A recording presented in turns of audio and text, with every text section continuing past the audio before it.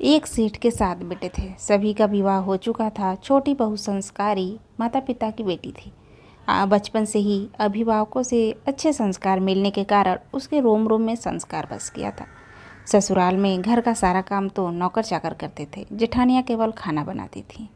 उसमें भी खटपट होती रहती थी। छोटी बहू को उसके घर वालों से संस्कार मिले थे कि अपना काम स्वयं करना चाहिए और प्रेम से मिलजुल कर रहना चाहिए।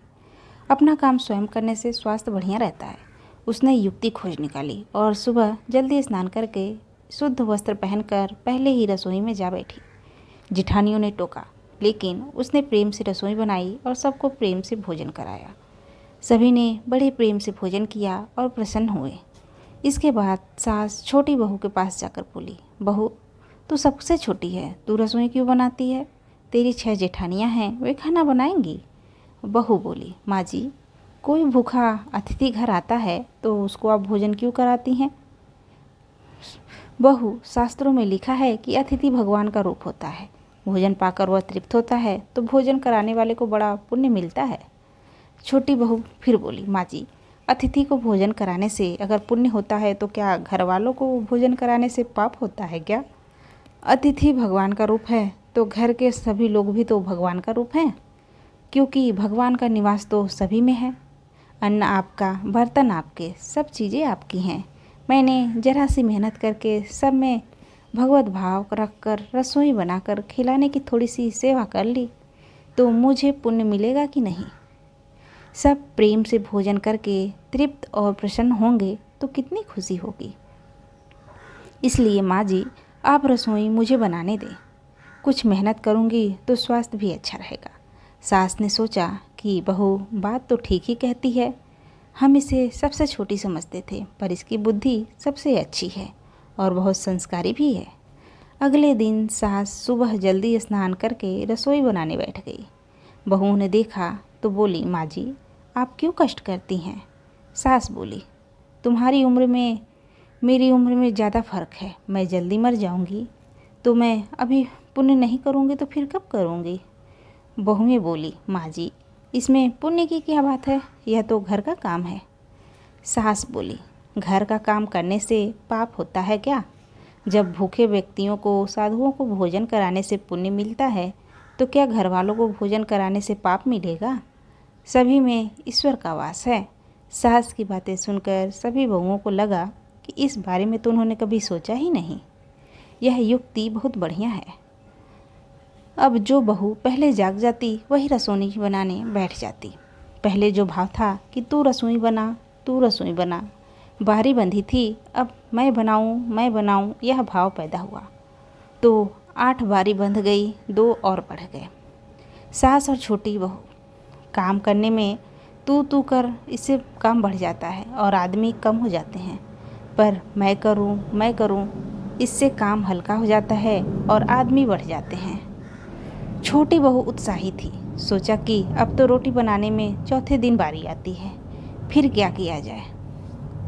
घर में गेहूं पीसने की चक्की थी। उसने उससे गेहूं पीसना शुरू कर दिया। मशीन की चक्की का आटा गर्म गर्म बोरी में भर देने से जल जाता था। उसकी रोटी स्वादिष्ट नहीं होती थी, जबकि हाथ से पीसा गया आटा ठंडा और अधिक पौष्टिक होता है तथा उसकी रोटी भी स्वादिष्ट होती है। छोटी बहू ने गेहूं पीसकर उसकी रोटी बनाई तो सब कहने लगे कि आज तो रोटी का जायका बड़ा विलक्षण है।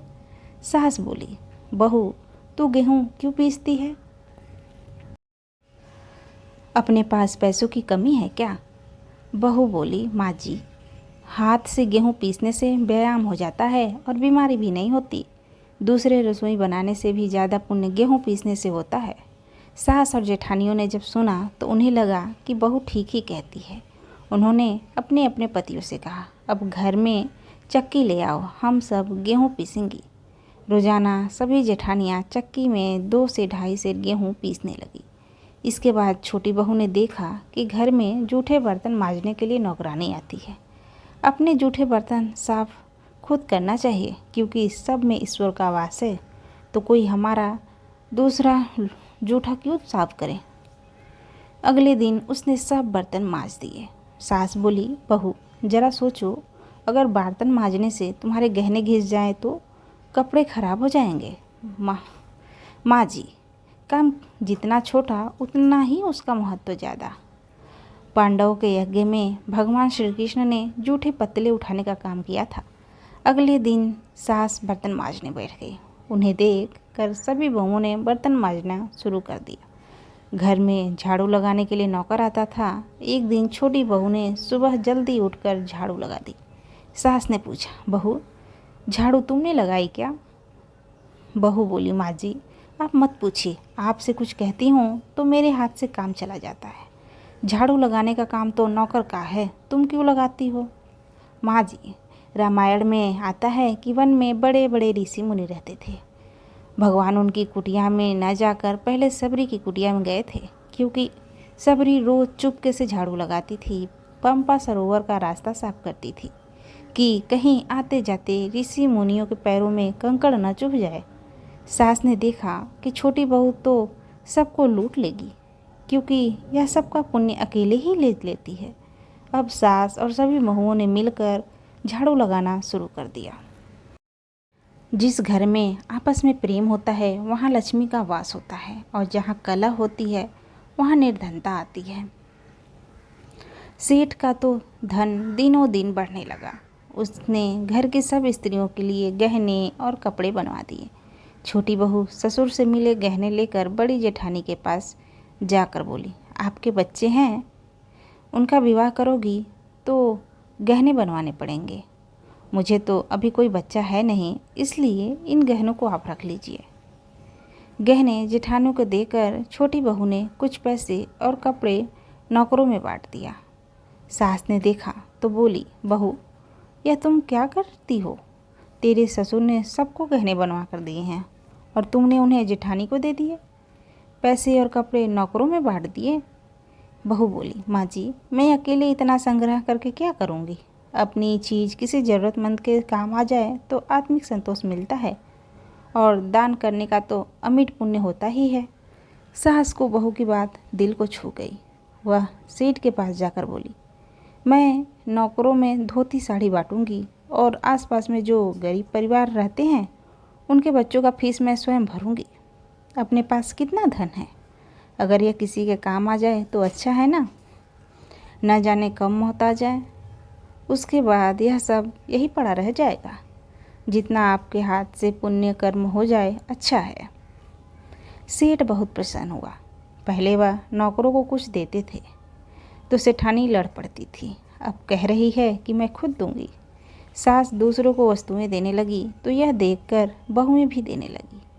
नौकर भी खुश होकर मन लगाकर काम करने लगे और आस पड़ोस में भी खुशहाली छा गई।